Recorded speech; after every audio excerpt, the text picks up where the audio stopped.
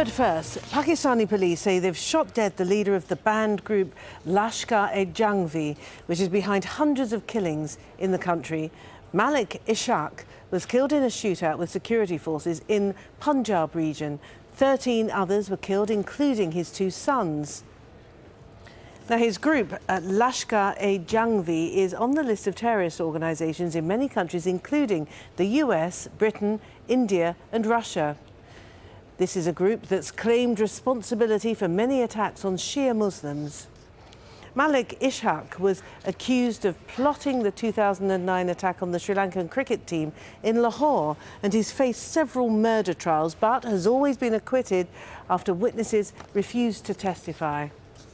Now we can talk to our correspondent Nicole Johnston in Islamabad. A very dramatic end then for this very controversial figure. Tell us about how it happened.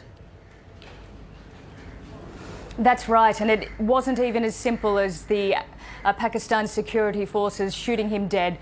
What happened was he had been rearrested about a week ago and was in detention, and the night that this happened he'd been taken from detention to a weapons store where, along with his 2 sons, he was giving information about weapons and explosives.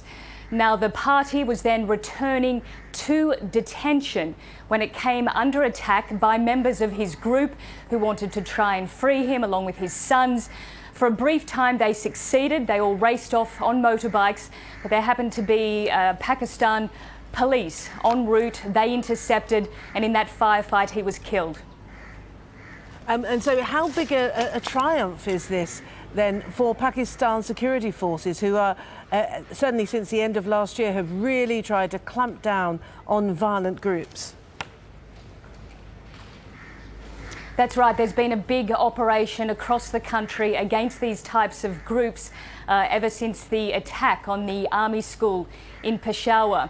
Now, this group was one of the most powerful and significant groups in the country, certainly within the top 4. It had a close alliance with Al-Qaeda. It's under the umbrella of the Pakistan Taliban. As you were saying, it's responsible and has claimed responsibility for all sorts of attacks across the country. It's been responsible for creating sectarian violence. In Pakistan, it has targeted Shia Muslims.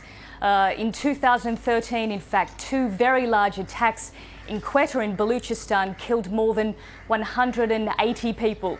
It's also carried out brazen attacks against the security forces, even inside their military headquarters in Rawalpindi. So it will be a significant blow for this group. It's unclear whether they will retaliate, though analysts believe that they will at some stage. And it's a significant achievement, some people would say, in Pakistan for the military and security forces. OK, Nicole, thank you. Nicole Johnston, our correspondent, live from the Pakistan capital, Islamabad.